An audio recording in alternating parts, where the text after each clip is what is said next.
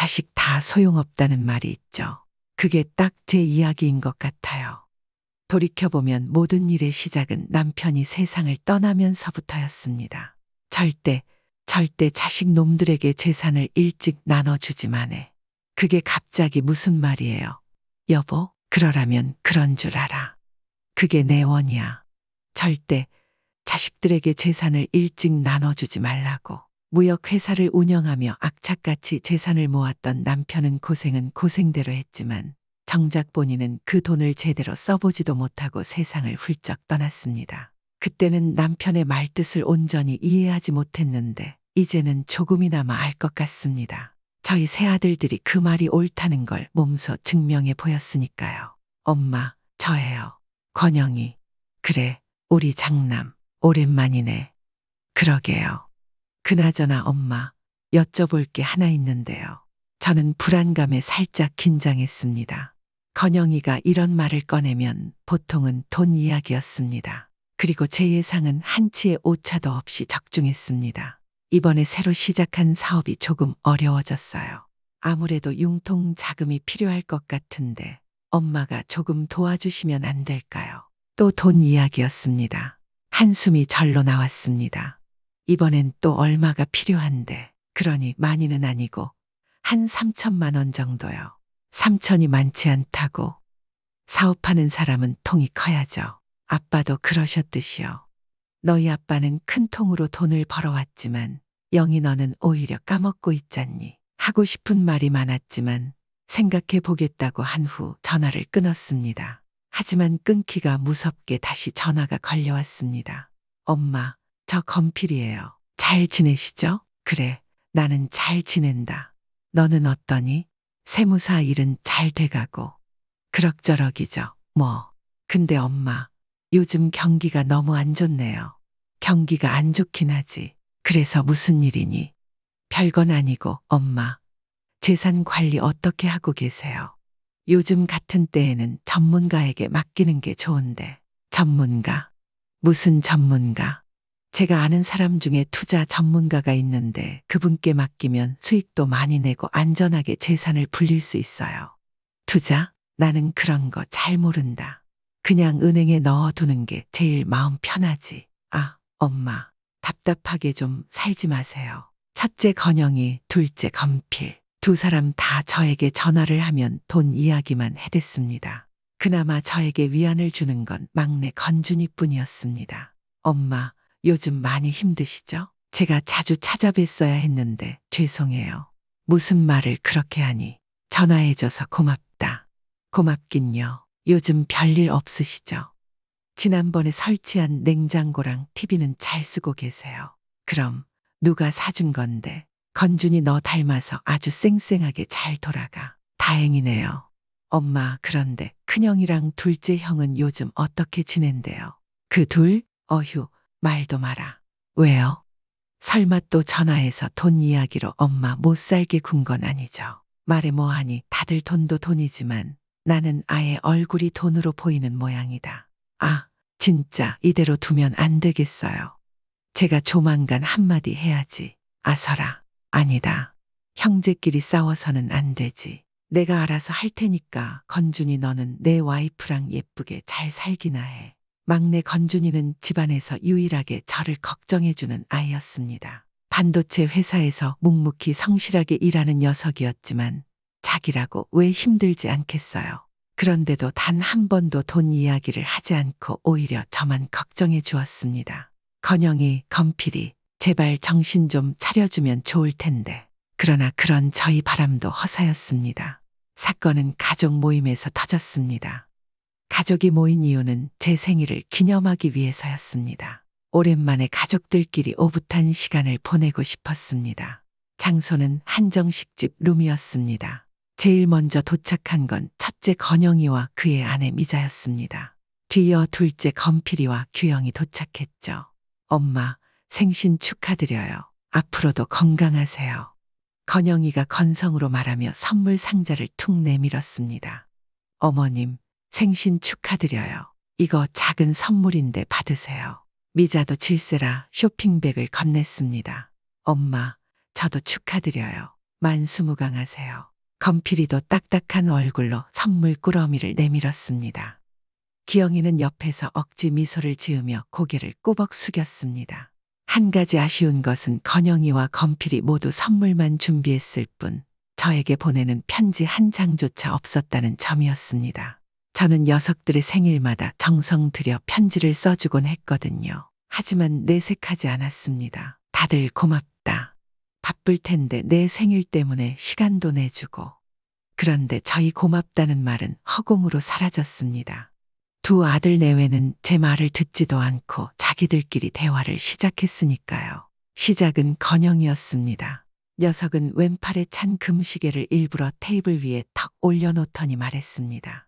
요즘 경기가 안 좋다 해도 괜찮은 아이템 하나만 잡으면 되는 거야. 내가 이번에 시작한 사업이 딱 그렇지. 목소리에는 힘이 잔뜩 들어가 있었습니다. 그러나 항상 뾰족한 바늘처럼 비수를 꽂는 건 필이가 먼저였죠. 형은 맨날 그 소리야. 저번에도 대박 난다. 진짜다.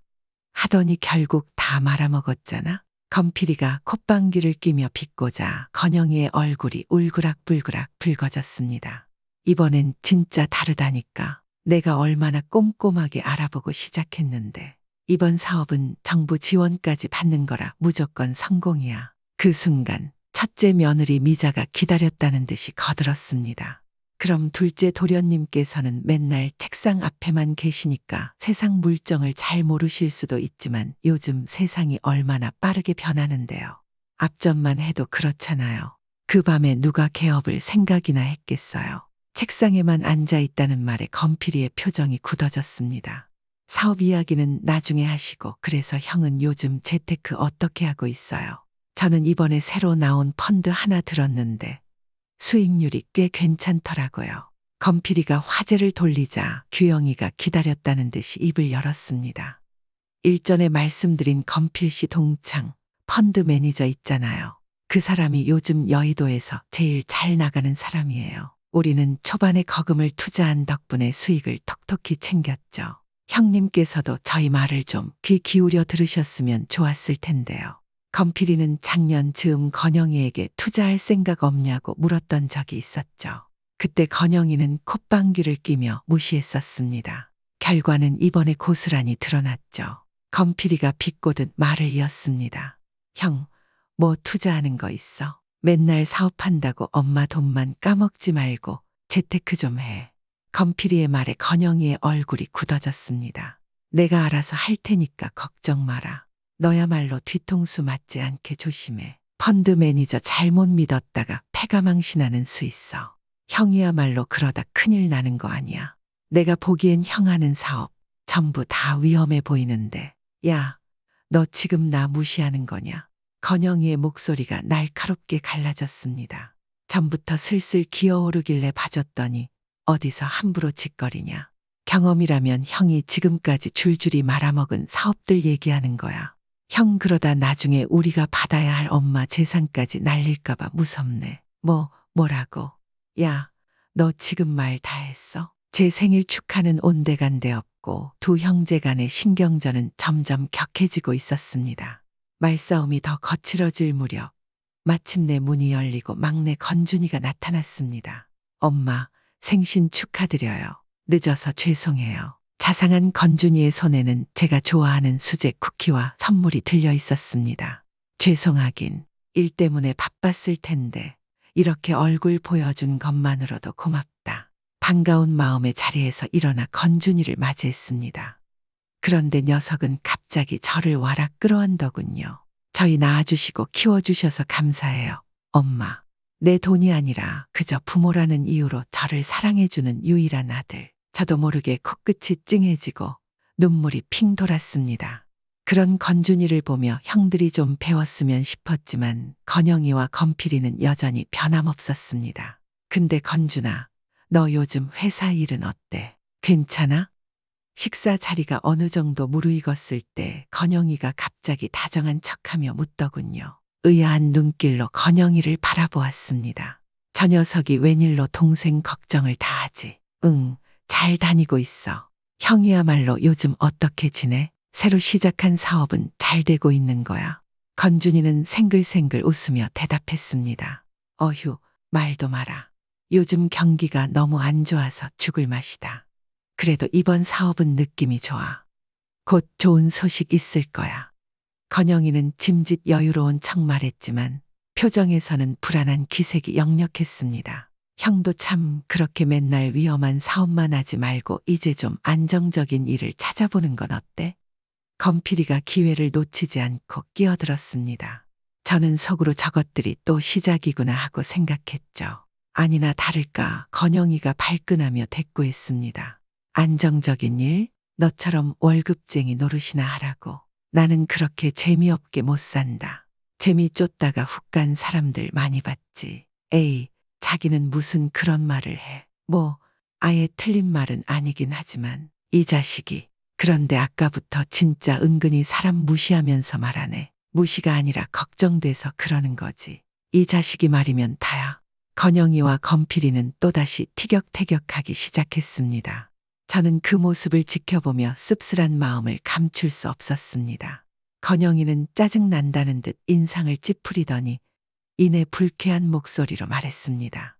하여간 저 자식은 세무사가 된 뒤로 자기가 뭐라도 된 줄 안다니까. 그러더니 갑자기 제 쪽으로 몸을 돌려 말했습니다. 엄마, 건필이 저거 계속 으스대는 꼴을 보고만 계실 거예요. 마치 제가 뭐라도 해주길 바라는 듯한 눈빛이었습니다. 그냥 가만히 바라보고 있으니 결국 참지 못하고 본심을 꺼내더군요. 건필이가 저렇게 잘난 체 하는데 저한테도 힘을 좀 실어주셔야죠. 힘을? 내가 너한테 뭘 해주길 바라는 거냐? 그러니까 이제 엄마도 나이가 있으시고 슬슬 유산 문제를 확실히 해야 하지 않을까요? 유산. 갑자기 유산 이야기를 꺼내다니. 너무 뜬금없는 소리에 당황해 다시 물었지만 건영이는 태연하게 고개를 끄덕였습니다. 네, 유산이요. 솔직히 말해서 사람 일 모르는 거잖아요. 요즘 세상이 워낙 흉흉하기도 하고 그러면서 아무렇지도 않게 말을 이어갔습니다. 그러니 엄마가 돌아가신 다음에 유산을 어떻게 할지 미리 정해두는 게 나쁠 건 없죠. 저는 멍해진 채 녀석을 바라봤습니다. 내가 죽은 후의 일을 그것도 내 앞에서 이렇게 태연하게 이야기하는 내 아들. 소름이 돋았습니다. 하지만 건영이는 거기서 멈추지 않았습니다. 엄마, 놀라신 거예요.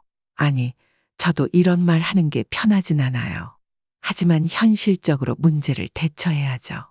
엄마가 돌아가신 다음에 우리 삼형제가 돈 때문에 싸울 수는 없잖아요. 형, 잠깐만. 그때 건필이가 건영을 제지했습니다. 그리고는 제 표정을 유심히 살피더군요. 둘째 건필이를 바라보며 저는 나지막한 희망을 품었습니다. 그래, 우리 둘째가 나를 위해 못난 첫째의 입을 막아 주려는 건가. 하지만 그 희망은 오래가지 못했습니다. 지금 형은 엄마가 당연히 형한테 돈을 물려줄 거라고 생각하는 거야. 그의 말투는 싸늘했습니다. 건필이가 걸고 넘어진 것은 다름 아닌 유산의 상속 대상. 장남인데 당연히 내가 받아야지. 건영이는 한치의 망설임도 없이 말했습니다. 당연히? 요즘 세상에 당연한 게 어딨어? 유산을 나누려면 집안에 기여한 걸 따져야지. 기여도?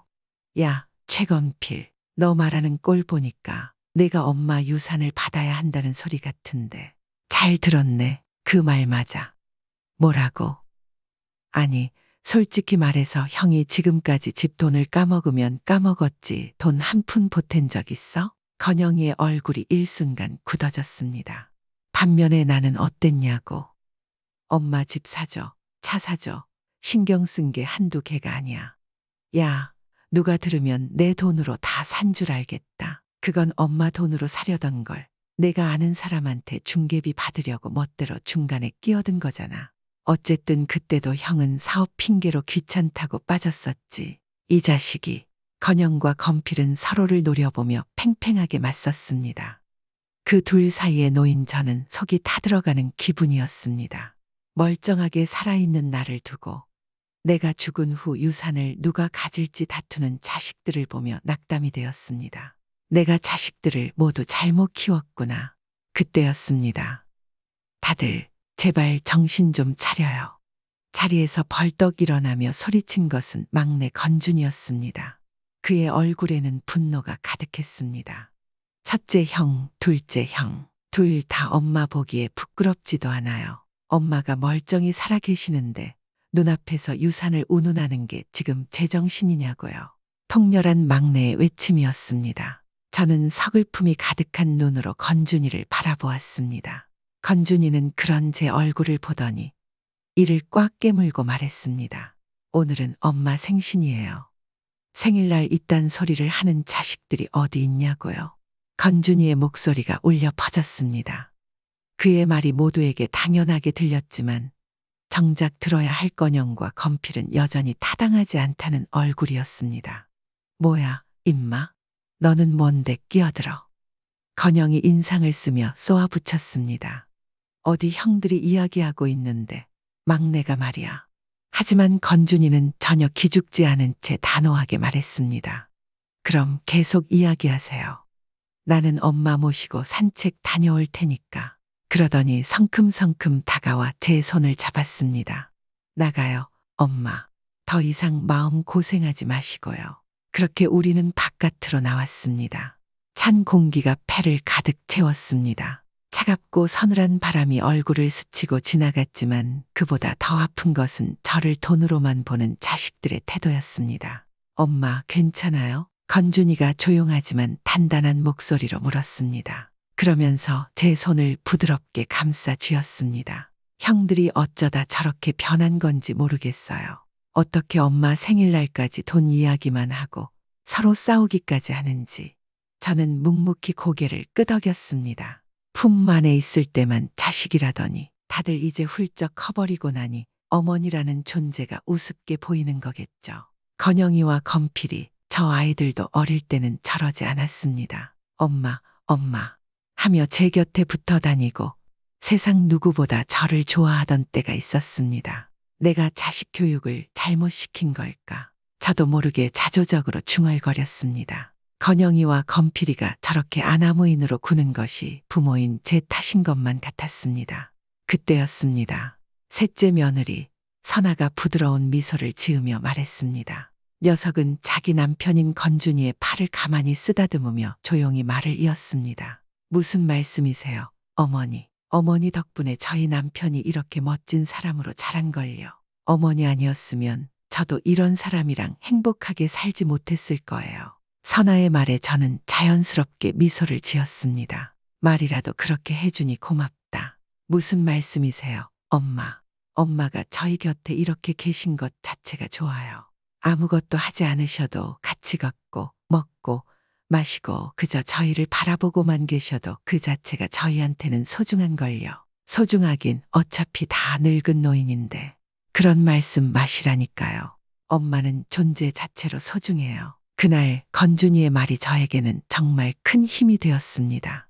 나는 존재 자체로 소중하다. 건영이, 건필이 내외에게서는 한 번도 들어보지 못한 말이었습니다. 그렇게 어수선하게 끝난 생일날 가족 식사 이후 건영이와 건필이에게서 어설픈 사과 전화가 걸려왔습니다. 그나마도 서로 책임을 떠넘기기에 급급한 사과였죠. 엄마, 그날 그랬던 건 다 건필 그놈 탓인 거 아시죠? 그 자식이 자꾸만 제 신경을 긁어서 그런 거잖아요. 건영이는 건필 탓을 했습니다. 엄마, 아시겠지만 건영이 형한테 투자하는 건 돈을 길바닥에 뿌리는 거나 다름없어요. 차라리 그 돈을 아프리카에서 굶고 있는 애들한테 주는 게 더 나을걸요.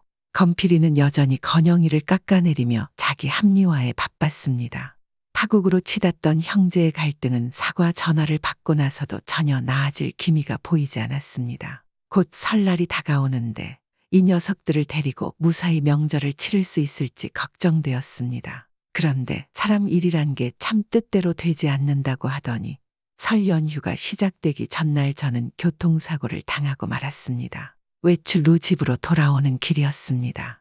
신호등을 건너고 있었는데 오토바이 한 대가 쌩하고 달려와 그대로 저를 덮쳤습니다. 눈앞이 핑 돌더니 정신을 차려보니 저는 병원 침대에 누워 있었습니다.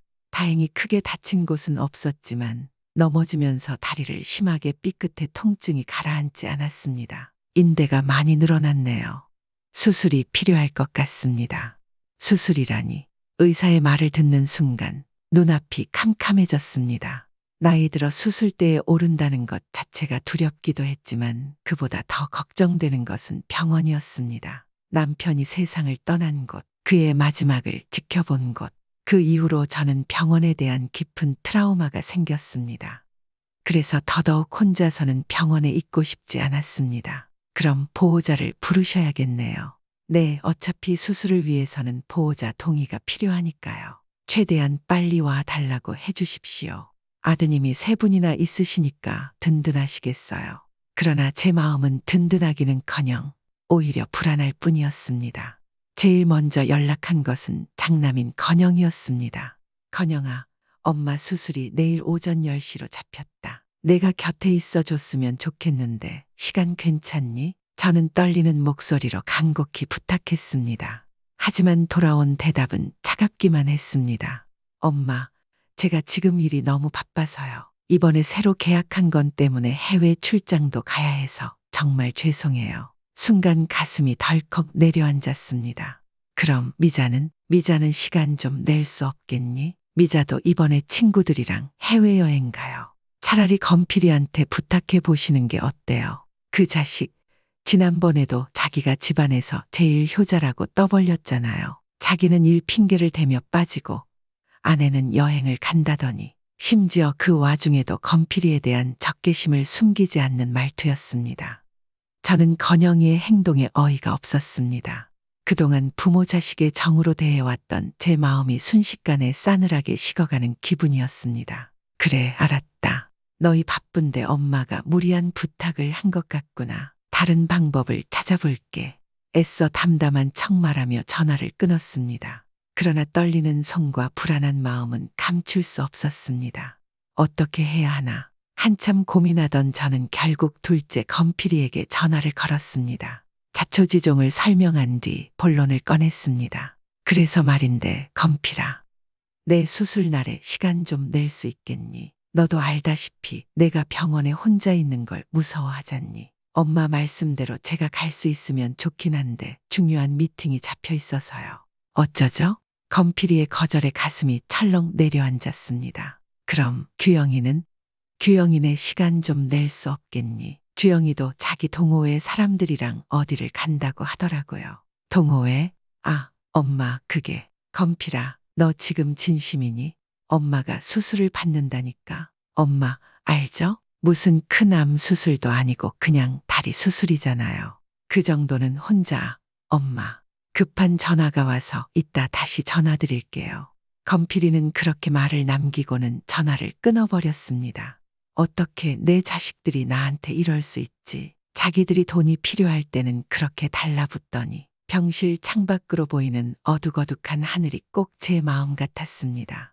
그 사이 간호사가 들어와 조심스레 물었습니다. 보호자분 아직 안 오셨나요? 내일 수술 동의서를 작성해야 하는데 보호자분이 안 계시면 수술 진행이 어렵습니다. 걱정스러운 얼굴로 바라보는 간호사에게 저는 차마 아무도 올 수 없다는 말을 할 수 없었습니다. 그때 문득 건준이 얼굴이 떠올랐습니다. 그래, 우리 막내라면 분명 도와줄 거야. 저는 떨리는 손으로 건준이에게 전화를 걸었습니다. 건아, 엄마인데 혹시 내일 시간 좀 낼 수 있겠니? 엄마가 수술을 받아야 하는데 보호자가 필요해서 그래. 수술이요? 엄마, 어디 많이 안 좋으세요? 왜 진작 말씀 안 하셨어요? 건준이는 깜짝 놀라며 물었습니다. 저는 자초지종을 설명하고 건영이와 건필이가 모두 시간을 낼 수 없다고 했습니다. 엄마, 걱정 마세요. 제가 내일 갈게요. 몇 시까지 가면 되나요? 건준이는 한치의 망설임도 없이 대답했습니다. 그 말에 눈물이 핑 돌았습니다. 건준아, 정말 고맙다. 역시 내 아들밖에 없구나. 엄마도 참 그런 말씀 마세요. 제가 엄마 아들인데 당연히 가야죠. 내일 아침 일찍 갈 테니까 아무 걱정 말고 푹 주무세요. 건준이의 든든한 목소리에 그제야 마음이 조금 놓였습니다. 하지만 동시에 밀려오는 씁쓸함은 어쩔 수 없었습니다. 텅 빈 병실에서 홀로 남겨지자 그동안 억눌러왔던 감정들이 한꺼번에 터져나왔습니다. 내가 지금까지 자식들을 헛 키웠구나. 죽은 남편이 떠올랐습니다. 그 사람이 제게 남긴 유언이 가슴을 후벼 팠습니다. 여보, 당신 말이 다 맞았어요. 자식들에게 절대 재산을 먼저 물려주지 말라는 말, 이제야 그 뜻을 알겠네요. 시야가 뜨거워지는 것을 느끼며 애써 고개를 돌렸습니다. 휴대폰 배경 화면을 바라보았습니다. 온 가족이 환하게 웃고 있는 사진이었지만 저는 철저히 외면당하고 있었다는 사실을 이제야 깨달았습니다. 권영이, 건필이 두 녀석 다 내가 어떻게 키웠는데 이제 와서 나를 이렇게 배신하다니. 내가 잘못 키운 것을 누구 탓을 할까? 한탄하며 깊은 한숨을 내쉬는데 문득 사진 속 건준이가 눈에 들어왔습니다. 형들이 모두 외면할 때 유일하게 제 편이 되어주고 달려와준 우리 막내. 그래, 이제라도 알았으면 된 거야. 누가 진짜 내 자식이고 누가 나를 진심으로 위하는지 이번 기회에 확실히 깨달았습니다. 저는 굳게 마음을 먹었습니다. 앞으로는 저를 진정으로 아끼고 사랑해주는 사람들에게만 마음을 쏟기로. 다음 날 아침, 저는 눈을 뜨자마자 오랫동안 제 재산 관리를 맡아온 박 변호사님께 전화를 걸었습니다. 박 변호사님, 저 한기복이에요. 아, 네 여사님, 오랜만입니다. 웬일이세요? 별일 없으시죠? 다름이 아니라 제가 양도하고 싶은 건물이 있어서 전화드렸어요. 자세한 건 통화로 설명하기 어려우니 문자로 주소 하나 찍어드릴 테니까 그쪽으로 와주실 수 있을까요? 네, 그런데 병원이요. 여사님, 혹시 어디 편찮으신 건 아니죠? 며칠 전에 가벼운 접촉사고가 있었어요. 수술 때문에 입원 중이에요. 크게 다친 건 아니니 염려하지 마세요. 아이고, 그러셨군요. 어쩌다가 알겠습니다. 최대한 빨리 가보겠습니다. 참 우스운 일이었습니다. 죽어라 연락해도 오지 않던 권영이, 건필이와는 달리 변호사님은 금세 병실로 찾아왔습니다. 저는 박 변호사님께 제가 원하는 바를 분명히 밝혔습니다. 제가 가지고 있는 건물 중에서 자식들이 가장 탐내는 건물이 하나 있죠. 노른자 땅에 있는 빌딩, 그걸 건준이에게 양도하려고 합니다. 박 변호사는 깜짝 놀랐습니다. 여사님, 진심이십니까? 건준 씨에게는 말씀하신 건가요? 아직은 아니에요. 이제 곧 말하려고요. 하지만 여사님, 상속 문제는 나중에 가족 간 분쟁의 소지가 될 수 있습니다.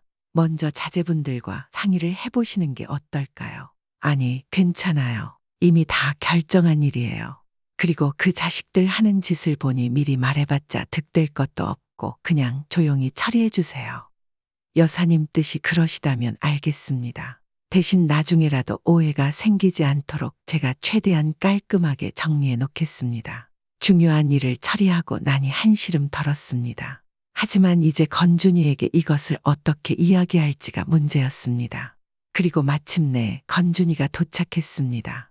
품에 과일 바구니를 안고서. 아이고, 왜 또 이런 걸 싸왔어? 빈손으로 올 순 없죠. 괜찮아요? 전화 받고 얼마나 놀랐는지 몰라요. 어쩌다 사고를 당하셨어요. 괜찮아. 상대방도 치료비를 지불하기로 했고 넘어지면서 다리를 조금 삐끗한 것뿐이야.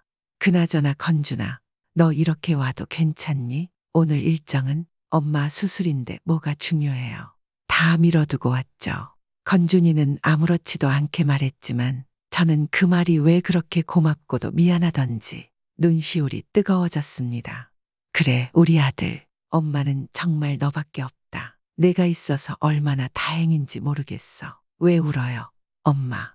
이제 괜찮아요. 저는 그런 건준이를 바라보며 잠시 망설였습니다. 어떻게 이야기를 꺼내야 할까?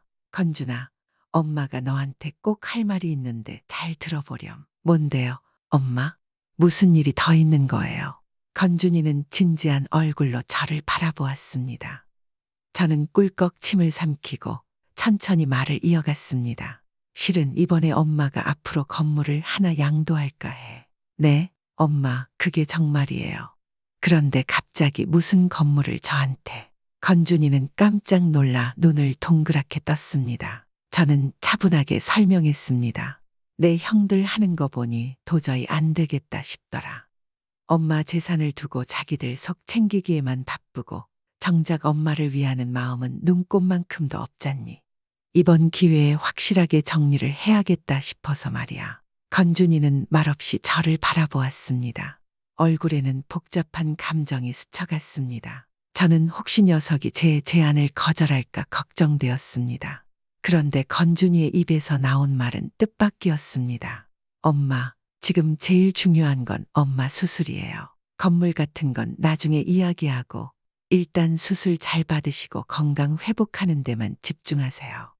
건준이의 말에 가슴이 울컥했습니다. 어쩌면 자식이라면 당연히 해야 할 말인데도 저는 그 당연한 말을 지금껏 듣지 못했다는 생각이 들었습니다. 그렇게 수술은 무사히 끝났습니다. 전신 마취에서 깨어나자 눈앞에 건준이와 함께 건영이, 건필이 내외의 얼굴이 보였습니다. 엄마, 정신이 드세요. 저예요, 엄마. 장남 권영이에요. 바쁘다고 엄마 부탁도 거절해놓고선 이제 와서 생색이냐? 너는 안 그랬냐? 다투는 건영이와 건필이 때문에 귀가 시끄러웠습니다. 건준이는 조용히 제 곁에서 제 손을 잡고 있었습니다. 저는 힘겹게 목소리를 가다듬고 말했습니다. 건준이 빼고 모두 나가라. 아니, 하지만 엄마, 저희가 이렇게 시간 내서 왔는데 나가라니까. 망설이던 녀석들은 하나둘 바깥으로 나갔습니다. 건준이와 그 곁에 있던 막내 며느리 선아만 남았습니다. 저는 선아를 바라보며 옅은 미소를 지었습니다. 엄마, 괜찮으세요? 그럼 괜찮고 말고. 잠시 숨을 고른 뒤 손을 내밀었습니다. 휴대폰 좀 주겠니? 휴대폰이요? 응. 저 배은망덕한 것들 얼굴을 보니까 화가 치미네. 당장 박 변호사에게 전화를 해서 일을 진행해야겠다. 건준이와 선아는 놀란 표정을 지었지만 이내 조용히 고개를 끄덕였습니다. 그렇게 저는 박 변호사와 연락을 주고받으며 약속을 잡았습니다. 날짜는 바로 다음 날이었습니다. 그 후 건준이에게 말했습니다. 너희 못난 형들, 이제 들어오라고 해라. 내일 다시 병원에 오라고 해야겠으니. 건준이가 바깥으로 나가고 잠시 후 건영이와 건필이가 병실로 들어왔습니다. 저는 망설임 없이 말했습니다. 내일 다시 이 시간에 병원으로 와라. 내일 또요? 아, 엄마. 저희도 일정이 있어서 내일은 좀. 너희들이 그렇게 받고 싶어 하는 내 재산, 이참에 확실히 정리할 생각이다. 궁금하지 않니? 건영이의 얼굴이 확 밝아졌습니다. 엄마, 드디어 결심하신 거예요. 그래. 죽을 고비를 한번 넘기니까 정신이 번쩍 들더구나. 건영이는 반색하며 기뻐했지만 건필이는 어딘가 불안한 기색이었습니다. 다음 날 저는 미리 박 변호사를 불러 병실에서 조용히 기다렸습니다. 건준이도 선아와 함께 제 곁을 지켰습니다. 얼마나 지났을까? 끌쩍 문이 열리며 건영이와 건필이가 병실로 들어섰습니다. 둘 다 얼굴에 기대감이 가득했습니다.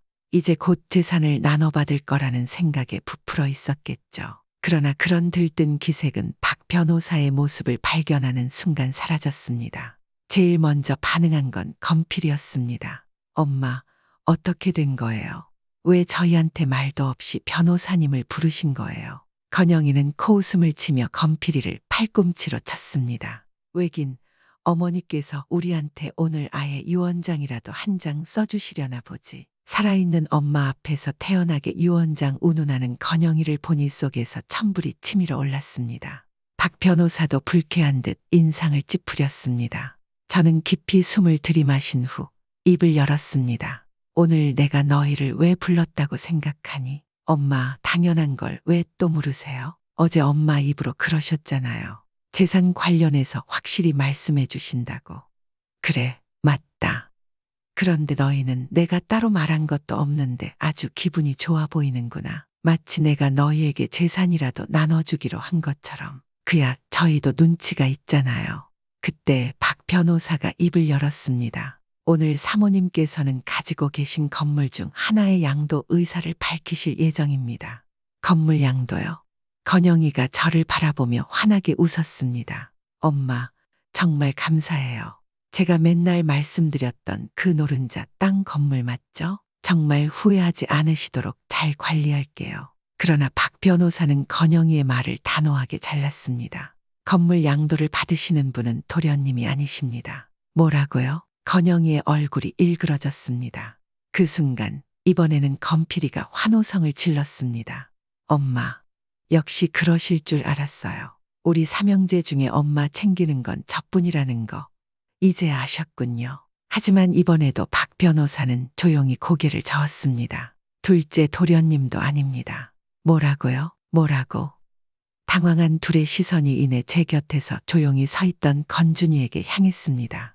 건영이가 이를 악물고 물었습니다. 아니, 그렇다면 설마. 건필이도 얼굴이 굳어졌습니다.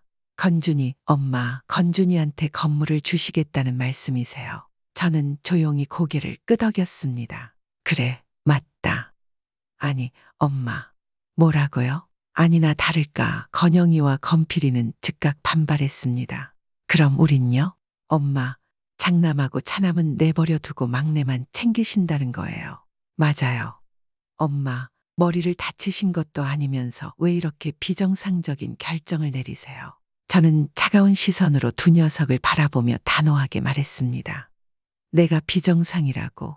지금 이 상황에서 너희가 나한테 그 말을 할 자격이 있니? 제 한마디에 건영이와 건필이는 순간 말문이 막힌 듯 주춤했습니다. 저는 참아왔던 모든 것을 터뜨리기 시작했습니다. 너희가 지금껏 나한테 했던 만행들을 하나도 기억 못하는 거니? 건영이, 건필아, 너희 둘이 나한테서 받아간 돈이 얼마인지 계산은 해봤어.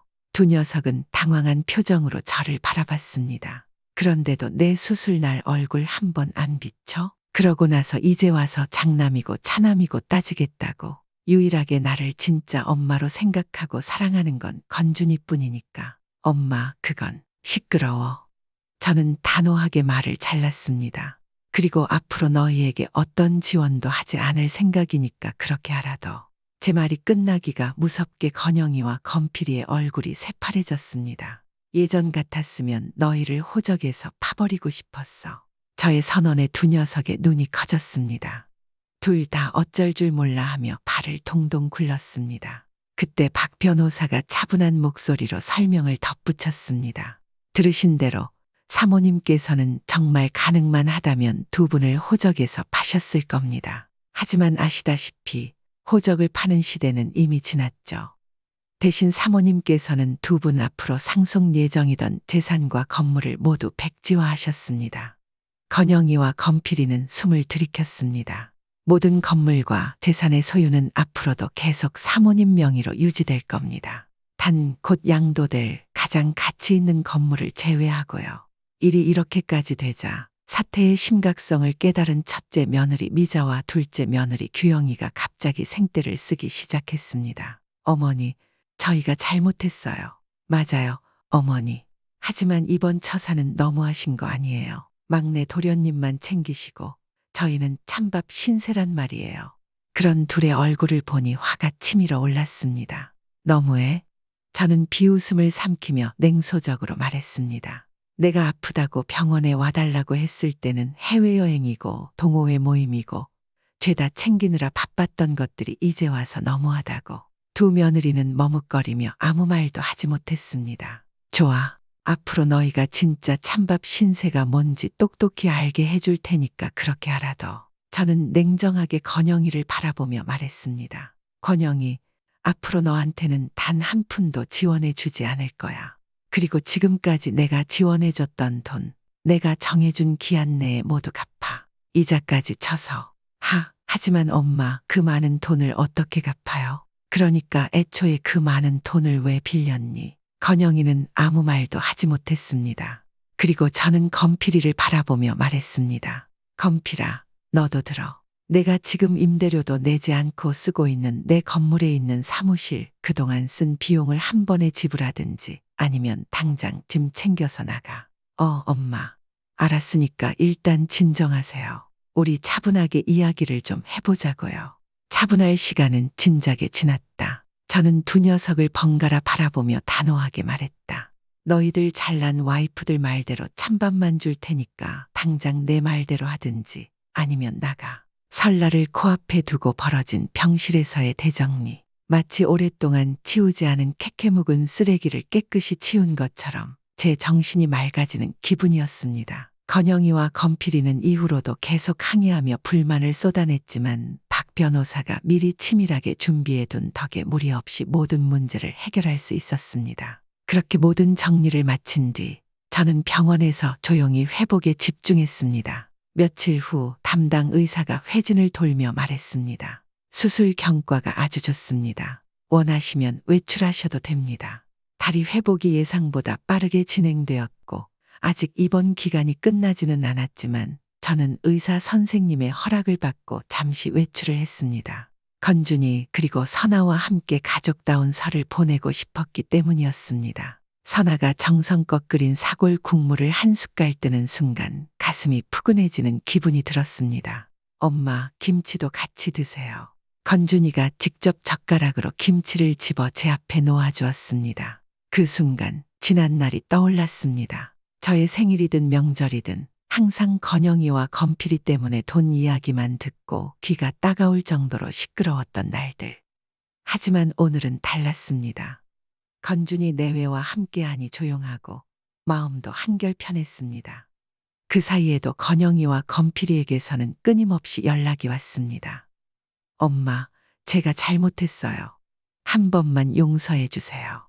엄마, 아무리 그래도 저희도 엄마 자식이에요. 다시 한 번 기회를 주세요. 그들은 이런저런 말로 저를 회유하고 설득하려 들었지만 저는 단호하게 무시했습니다. 왜냐하면 녀석들이 지금 저러는 이유가 뻔했으니까요. 그들이 진정으로 후회해서가 아니라 건준이에게 넘어간 건물과 아직 남아있는 나머지 재산이 탐나서 그러는 거라는 걸 모르지 않았습니다. 그런 연락을 받을 때마다 더욱 확신이 들었습니다. 제 선택은 틀리지 않았다는 확신이. 그런데 정작 건물을 양도받은 건준이는 그 어떤 변화도 없이 여전히 저를 향해 한결같은 마음을 보여주었습니다. 과하지도 않고 그렇다고 덜하지도 않은 적당한 애정과 진심을. 엄마, 정말 감사해요. 너무 큰 선물을 주셔서 이 은혜를 어떻게 갚아야 할지 모르겠어요. 건준이는 그렇게 말하며 제 손을 따뜻하게 감쌌습니다. 저는 그 말을 듣고 한동안 가만히 그를 바라보았습니다. 이 아이는 처음부터 끝까지 변하지 않았다. 그러다 잠시 망설이다가 조용히 입을 열었습니다. 은혜는 무슨, 건준아. 제 목소리가 살짝 떨렸습니다. 그저 내가 내 아들로 태어난 것. 그게 내 인생 최고의 복이고 내가 나한테 준 최고의 선물이야. 그 말을 듣던 건준이의 눈가가 촉촉해졌습니다. 엄마. 그는 아무 말 없이 제 손을 꼭 잡았습니다. 밖에는 흰 눈이 소복이 쌓이고 있었습니다. 차가운 겨울바람이 창문 너머로 스쳤지만 제 마음은 이상하리만큼 따뜻했습니다. 이제야 비로소 진짜 가족과 함께하는 설날을 맞이한 기분이었습니다.